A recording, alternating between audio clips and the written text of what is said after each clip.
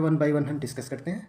सबसे पहले हम समझते हैं डिस्टेंस को और डिस्प्लेसमेंट को एक सिंपल फिगर के एग्जांपल से। जैसे कि पहले फिगर में अगर आप देखिए तो यहाँ पर एक हाउस से दूसरे हाउस तक जाने के लिए दो तरह के रास्ते हैं। एक तो हमारा एक शॉर्टेस्ट पाथ है। शॉर्टेस्ट पाथ क्या है? स्ट्रेट लाइन पाथ, यानी कि जिसमें हम सीधे निकल जा रहे हैं, वो क्या है? हमारा डिस्प्लेसमेंट पाथ है। और एक तो हमारा इनडायरेक्ट पाथ है, जिसमें हम एक होम से दूसरे होम तक जा रहे हैं एक इनडायरेक्ट पाथ के थ्रू। तो वो हमारा क्या है? वो थोड़ा सा लंबा है, वो हमारा डिस्टेंस है। अगर हम देखें तो एक दूसरा एग्जांपल देखें तो कार में एक रैंडम पाथ है, उस रैंडम पाथ के थ्रू जा रहा है, वो हमारा डिस्टेंस पाथ है, वो इनडायरेक्ट पाथ है। जबकि एक पाथ है स्ट्रेट लाइन पाथ है, यानी कि किसी एक पॉइंट से दूसरे पॉइंट तक जाने के लिए क्या है? एक स्ट्रेट लाइन पाथ है। तो जो ये हमारा स्ट्रेट लाइन पाथ है वो हमारा डिस्प्लेसमेंट है, और जो ये हमारा इनडायरेक्ट, यानी ये जो लंबा वाला पाथ जो दिख रहा है, लंबा वाला जो रास्ता दिख रहा है, वो क्या है? डिस्टेंस है। तो इसी तरह से जब भी हम करियर चूज करते हैं तो हमें पाथ के थ्रू जाना पड़ता है। हमें अपने जीवन के रास्ते के बारे में सोचना होता है कि हम कौन सा पाथ चूज करेंगे, लंबा वाला चूज करेंगे या ऐसा पाथ चूज करेंगे जो हमें सीधे पहुंचा दे। कुछ करियर्स ऐसे भी होते हैं जिसके लिए डिस्टेंस ही ऑप्शन होते हैं, यानी कि आपको जितना घूमना है उतना आपको घूमना ही पड़ेगा, उसके लिए डिस्प्लेसमेंट नहीं अवेलेबल होता है।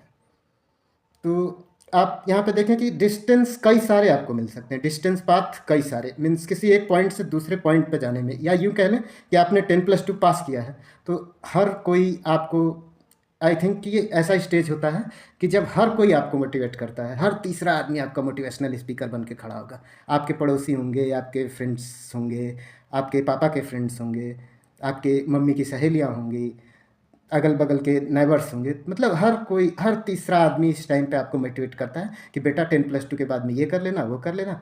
तो यहाँ पे हम डिस्टेंस और डिस्प्लेसमेंट की हेल्प से समझेंगे कि 10+2 के बाद में एक्चुअली हमें करना क्या है। Life after 10+2 is not easy. ये वो पॉइंट होता है जहाँ हम डिसाइड करते हैं कि हमें कौन सा करियर चूज करना है।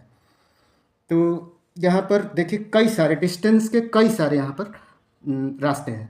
जैसे पाथ 1, पार्ट 2, पाथ 3, हमें पॉइंट ए से पॉइंट बी पे जाना है। पॉइंट बी क्या है? जो करियर हम चूज करना चाहते हैं। पॉइंट ए क्या है? ये जो 10+2 की स्टेज पे हम खड़े हैं। बहुत ही कम लोग होते हैं जो ये 10+2 की स्टेज को पूरे लाइफ टाइम मेंटेन कर पाते हैं।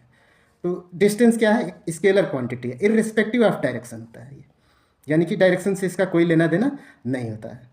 सो ये डिस्टेंस को जब हम ट्रेवल करते हैं तो हमें एफर्ट एंड एनर्जी, ये दो चीज़ें बहुत ही ज़्यादा लगानी पड़ती हैं।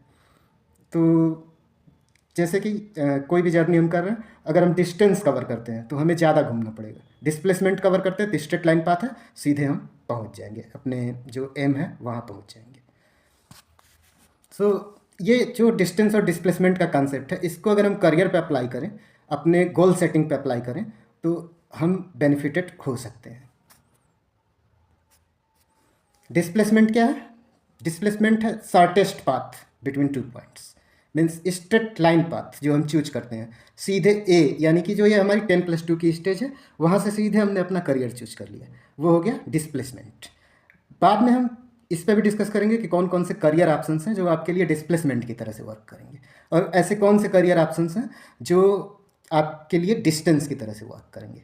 दोनों ही पाथ बेटर हैं, ये आप पे डिपेंड करता है कि आप डिस्प्लेसमेंट कवर करना चाहते हैं या डिस्टेंस। डिस्प्लेसमेंट क्या है? कि एक डायरेक्शनल जर्नी है, एक डायरेक्शन में, एक डिफिनिट डायरेक्शन में हम एक पॉइंट से सीधे दूसरे पॉइंट पे पहुंच जा रहे हैं। ये एक डिफिनिट मीन्स एक वेक्टर क्वांटिटी, कह सकते हैं कि ये एक वेक्टर क्वांटिटी है। वेक्टर क्वांटिटी में क्या होता है? मैग्नीट्यूड भी होता है और डायरेक्शन भी होता है। तो इसमें इसको कह सकते हैं कि ये एक वेक्टर क्वांटिटी है। सो चॉइसेस को जब हम बनाते हैं तो वो चॉइसेस हमारे डिस्प्लेसमेंट में फॉल हो रहे हैं या डिस्टेंस में फॉल हो रहे हैं। करियर चॉइसेस हमारे डिस्प्लेसमेंट में फॉल हो रहे हैं या डिस्टेंस में फॉल हो रहे हैं, यहाँ से हम डिसाइड करेंगे।